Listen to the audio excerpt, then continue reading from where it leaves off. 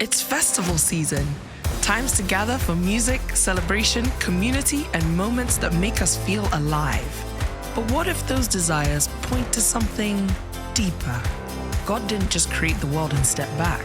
He built rhythms into it. Day and night, seed time and harvest, work and rest. And then he did the same for his people. Long before muddy fields and headline acts, God created festivals. They were moments to pause, to remember, feast, celebrate, and encounter him. Not to escape life, but rhythms that realign it. These ancient festivals reminded his people who he is, what he had done, and what he was still going to do. And we're not just asking what these festivals meant then, we're asking what they mean for us now. How can they help us know God more deeply, live in greater freedom, grow in stronger community, and make a difference in the world around us? Rediscover the festivals that reveal God's heart, reshape our lives, and help us live centered on Jesus.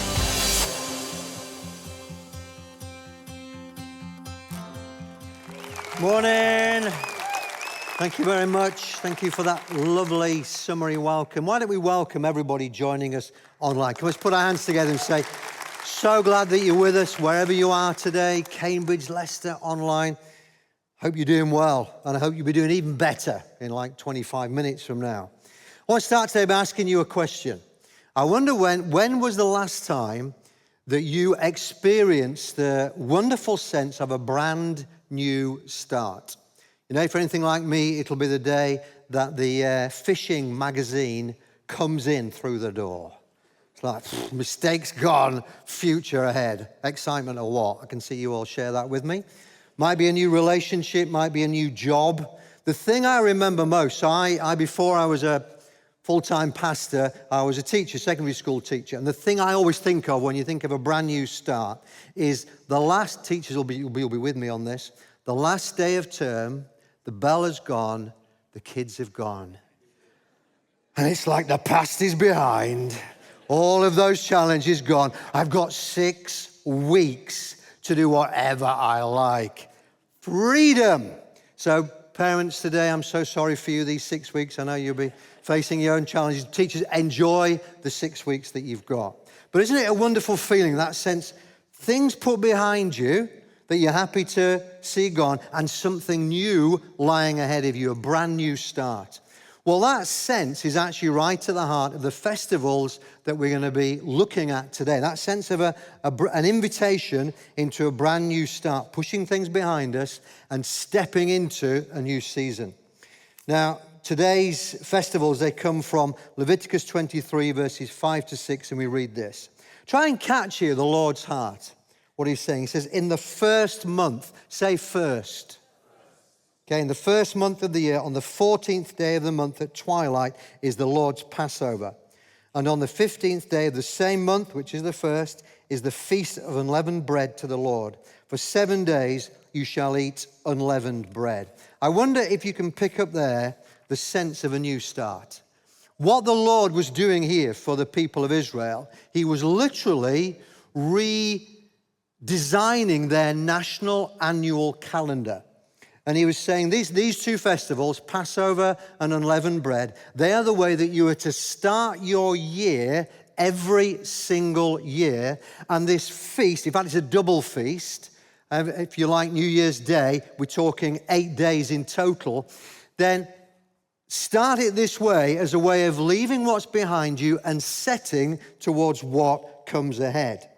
If you like, the Americans and I think the Nigerians, you have Independence Day. The Chinese have Chinese New Year. The French have Bastille Day. In England, we have Yorkshire Day, where we look behind and we move into the future. What did Israel have? They had Passover Day. Passover was the beginning of a new year for them. Now, just as in all those national celebrations, the people of Israel had set celebrations for Passover and unleavened bread. What did they do? Well, Passover changed over the years, but at its best, it was a festival that was celebrated in people's homes. So I want you to imagine you've reached what for us would be the 14th of January, 14th day of the new year. And every single family in the nation has gathered into their own home. If there are neighbors who are on their own, they've brought them in there, and they share the Passover meal. They share dinner together. And at the core of that dinner is a lamb. It will be their best lamb, what the Bible calls the spotless, perfect lamb. They would sacrifice it. Then they would take some of the blood and they would put it on the doorposts and the lintel of their house.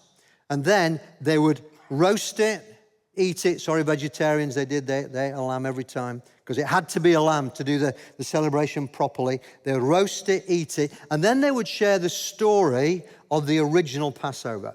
And they'd be sat around a table and someone within the family would share the story. And they'd talk about how back in their ancestors lived, first of all, for over 4 centuries in slavery in Egypt, living under the cruel, dominant power of Pharaoh, who determined every single part of their lives.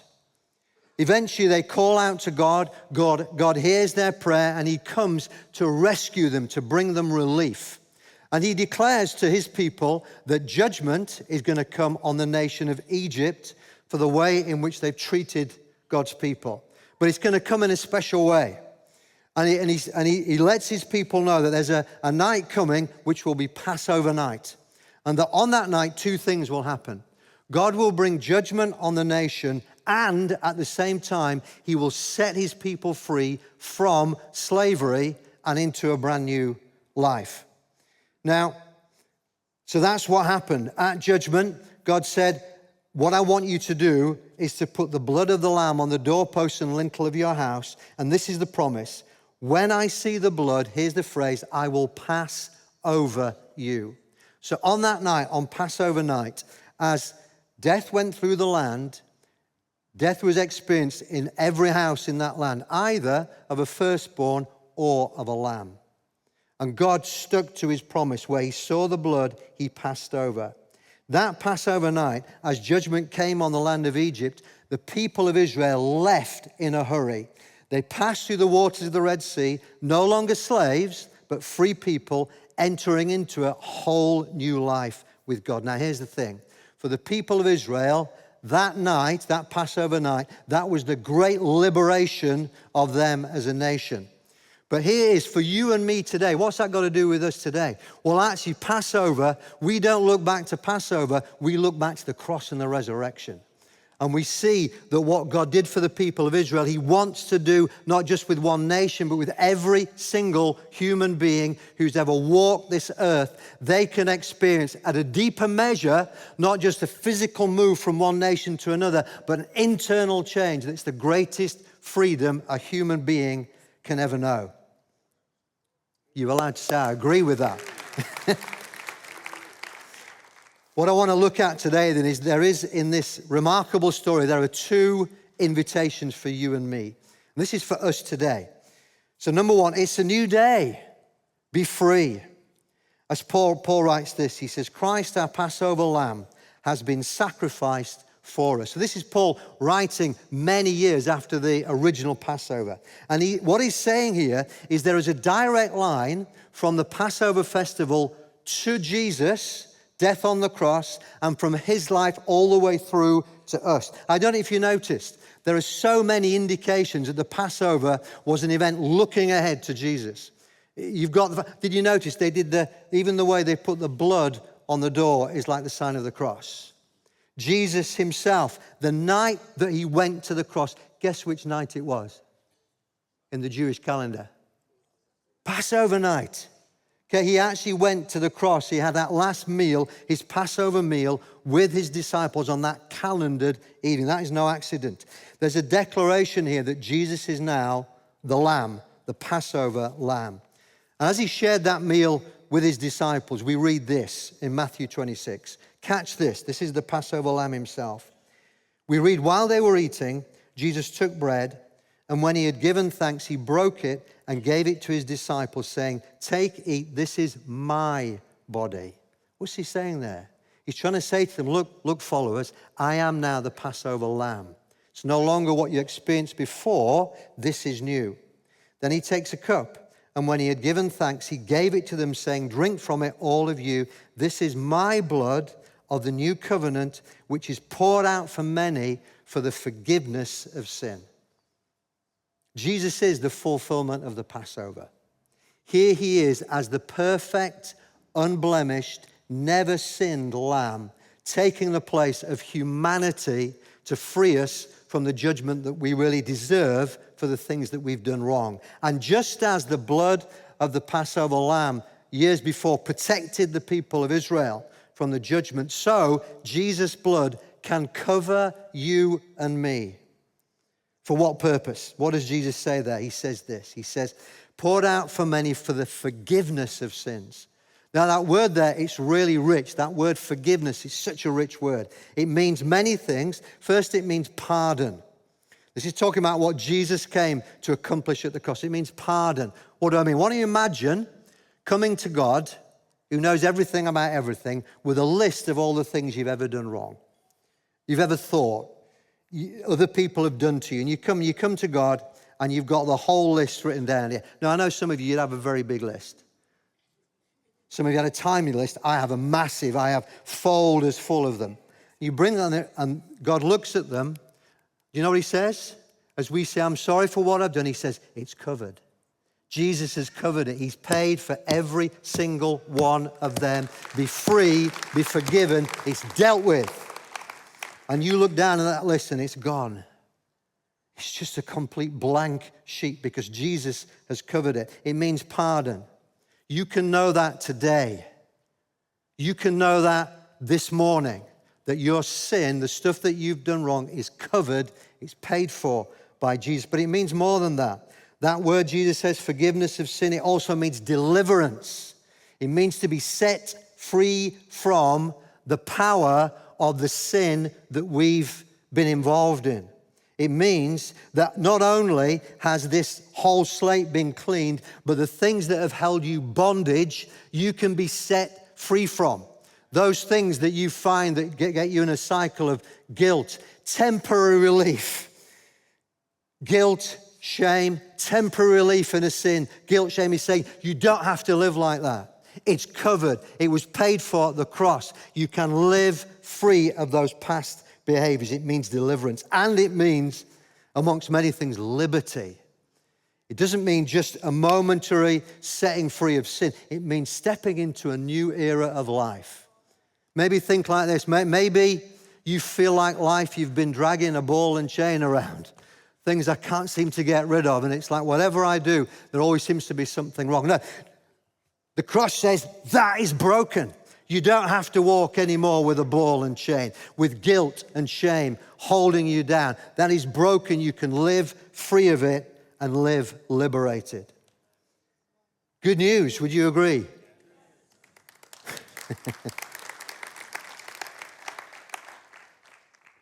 Paul puts it like this. I love this. He says, 2 Corinthians 5:17, he says, this means that anyone who belongs to Christ, what does that mean? Anyone who's become a Christian, who said yes to Jesus and has said, I look to what you did at Calvary, has become a new person. The old life has gone, a new life has begun. Does that feel like a new day? A new start? Now, I'm getting on a bit, but I can remember as a 17-year-old saying a simple prayer of Jesus, effectively, I want to come under the covering of your sacrifice at Calvary. Became a Christian. The next day, I just knew all that stuff that I'd done wrong. It was dealt with. it's hard to describe, I felt clean on the inside. But you know, it was better than that.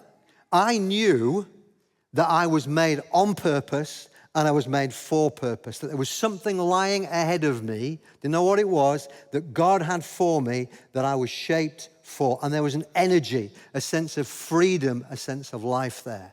Now, I know many of you in this room, many of you online, that's your experience. You've come to know Jesus and you can point to that day. But remember what this means. This is not just moving from Egypt into the promised land. This is dramatic. It's on the inside.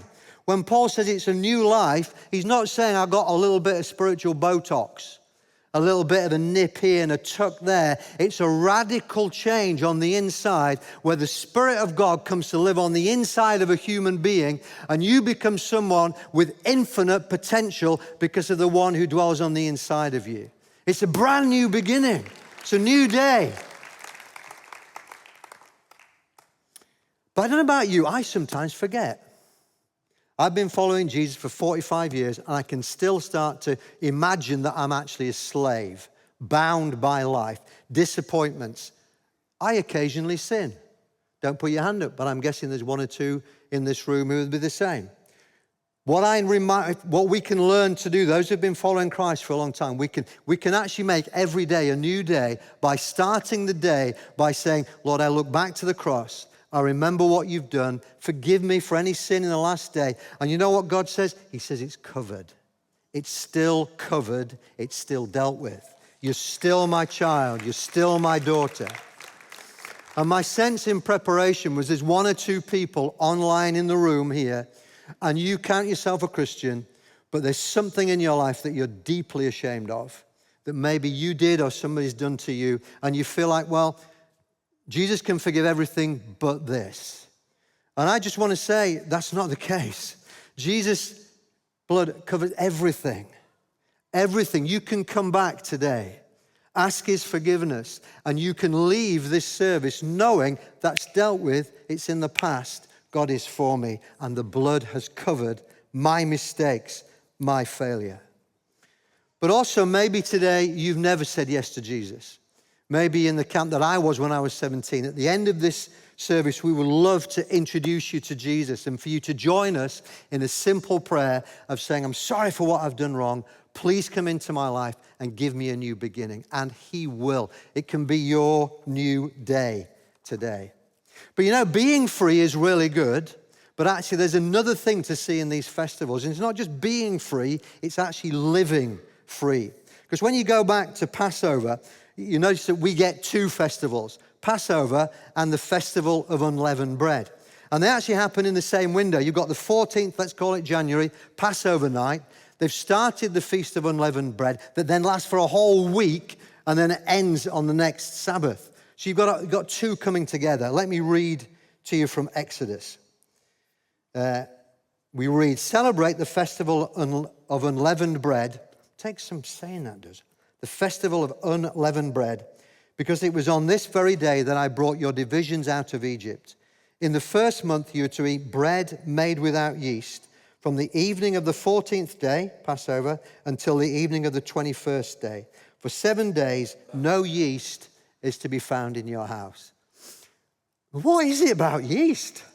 It's like, what is this all about? Is it like you've just got to get rid of it because yeast is evil?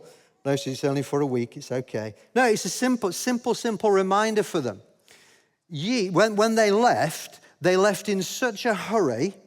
Put it this way, the bread didn't have time enough to rise.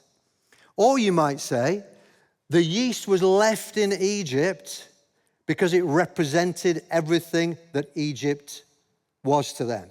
In another sense, they get out of Egypt, but now we've got to get Egypt out of us. Are you with me? So when they had that feast, that 7 days, why do they have 7 days? Because sometimes it takes time to remember who I am now. I'm not a slave, I'm free. Are there some things in my life that I'm actually living like I used to live before I came to know Jesus? Have I changed and am I still changing? Paul puts it like this in a slightly awkward passage in 1 Corinthians 5. He says this. He says, do you not know that a little leaven, the leaven, call it yeast, leavens the whole lump? Cleanse out the old leaven that you may be a new lump. Who wants to be a new lump? For Christ, here we go, Christ, our Passover lamb, has been sacrificed. Paul is taking us back to Jesus and then back to Passover. Now, I don't know about you, if I have to be a lump, I'd rather be a new one than an old stodgy one. Now, what's he saying? What is Paul saying? He's saying there are things that represent how you used to live before you became a Christian that it's good to stop and say, am I still thinking like that? Am I still behaving like that? And are there things that I actually need to cleanse out of my life in order I am free, now I'm going to live free. Now, I want to give you an example. So, for me, when I first became a Christian, I would say the biggest change for me was slavery to freedom, but actually, for me, it's more orphan to a son. That's the big change for me. What do I mean by orphan? I mean, before I became a Christian, age 17, I lived like an orphan, even though my mum was still, so my dad had died when I was 11. Mum was around, she was wonderful. But I lived like an orphan. What do I mean? There were thoughts in my head, they weren't conscious, they were subconscious, but I saw them afterwards when I saw a different way to live, which basically said, I think it's all about me. If I don't do it, it ain't gonna happen because nobody else is strong enough to make it go. There was a perfectionistic tendency. I've got to do everything really well, otherwise I won't be okay. I also had the sense that there was no one on my side who's going to draw alongside me and help me in the difficult things of life. And maybe the biggest for me was striving to keep myself safe. Okay, so I would avoid people who I thought were big people. Believe it or not, I would avoid public situations like this one. I would do everything and my behaviors reflecting my beliefs. Now, when I became a Christian, I went from Egypt to the Promised Land, but there was work to still do in here. And I had to learn now how to live like this over here under a Father who loves me. And I will never forget, age 19, having an encounter with God where he said to me something so simple. He said, Simon, I'm your dad now. And I can still remember that in my university room, sitting there, and just, it wasn't audible, I just knew it was God speaking. And everything began to change. I realized I wasn't on my own. I have a God who's big and strong and wealthy, who loves me, who's got my own best interests.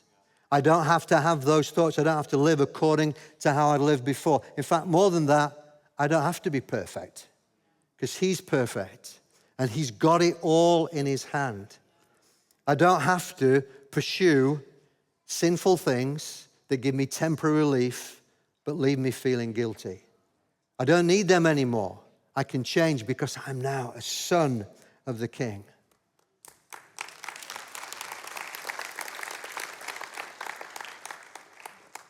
Now, that's a long time ago.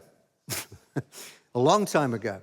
And I still find myself living today with thoughts that belong in another season of Simon Deek's life. Just recently, I realized that I believe, now catch this, that what was driving some of my behavior. So I work hard. There's nothing wrong with working hard, okay? God says, be wholehearted in everything you do. Nothing with working hard. But I realized I had a perfectionistic tendency. And this lie, I discovered I believed this lie. This is ridiculous. Catch this. I believe I have to be seen to do everything perfectly, first time, without any help. How many of you agree that is ridiculous? Thank you, 4 of you. The rest of you, I'm pretty sure you agree as well. It's ridiculous, but it came from the orphan heart, still learning how to live with a good Father. And here's the thing. What is it about yeast? It's tiny. I checked this. It's tiny stuff that you need into the bread so that it gets up so that the bread can rise. I'm not a baker. Don't email me if I got that completely wrong. But that's my understanding. My daughter is a baker. What is leaven, in our case, it's small stuff that gets into our lives. There might be a lie. You might be not seeing yourself as God sees you right now, and he wants to show you how he sees you. Or there might be behaviors that you're engaging in now that are not befitted to your new identity. Listen to Peter. He says this. I love this. He's talking to you. If you're a Christian here today, he's talking to you. He says, you are a chosen race. Ever caught yourself saying, I don't belong? Not true. You do belong. You're a son or a daughter of the King. You're a chosen race. You're a royal priesthood. You don't have to live with a poverty mentality. He's wealthy beyond our wildest dreams. And you have rights to come before him in prayer. You're a holy nation. That means set apart for God. You're a people for his own possession. He's got hold of you. He loves you. He's passionate about you. Why? So that your very life may proclaim the excellencies of Jesus, who's called you out of darkness. You're not in darkness anymore, and into his marvelous light. That's who you are today. Once you were not a people, now you are God's people. Once you had not received mercy, but now you have received mercy. This is who we are. This is our identity. And Paul goes on, he says, maybe there are things that in your life, let's call them sin. Paul goes on, he says, because of who you are, now live up to it. You know, I think we get upset, don't we, when we hear royal people doing awful things. Partly because we think they're up here, they shouldn't live like that. And that's what Paul's saying. He's saying, this is who you are. Because of who you are, stop doing things that are beneath your identity. So he says, Peter says this, he says, abstain from the passions of the flesh. What does he mean there? Well, some of it's pretty obvious. I don't have to spell it out to you. But it's basically stuff that belongs in our old life that's still driving the way in which we live. And they wage war against your soul. Keep your conduct among the Gentiles honorable, so that when they speak against you as evildoers, they may see your good deeds. So it's not just about what I do, it's how I'm relating to other people, and glorify God on the day of his visitation. Now, in a few moments, we're actually going to head towards communion together, whether you're online or here in the room. Here's the good news. When we think about the things, those lies in our life that we've allowed to fester, or the sins that we're doing that we're ashamed of, here's the good news. 1 John 1, 8-9, this is good news, says, if we confess, say confess.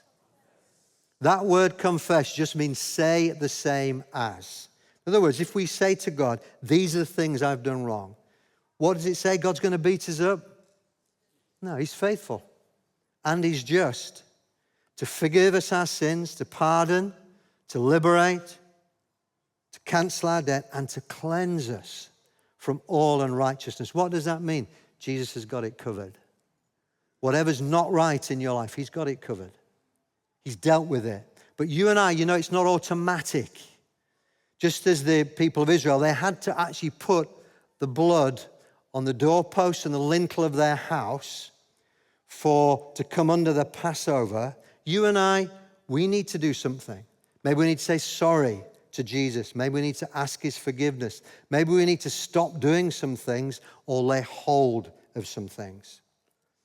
Now, in a moment, we're going to respond here. I think we're releasing you guys in Leicester and in Cambridge. But we're going to lead into a time of communion where we're going to prepare ourselves first. So, again, in 1 Corinthians 11:28, it says this, everyone ought to examine themselves before they eat of the bread and drink of the cup. Parents, please stay. We want you to stay all the way through communion. We really want you to share in this.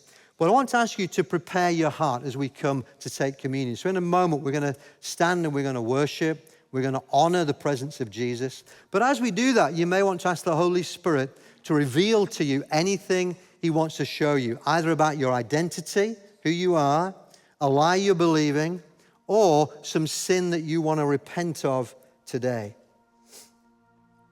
For those of you who are not yet Christians, communion is holy ground. And we welcome everybody to share it with us who knows and loves Jesus. But here, you can make this communion service your moment to say yes to Jesus. Once we've sung the beginning of this song, I'm going to lead us all in communion together. If you've not said yes to Jesus, say yes to him in a few moments. If you haven't got a cup, this will be a chance to go and get one as well. So let's stand together. Honor Jesus.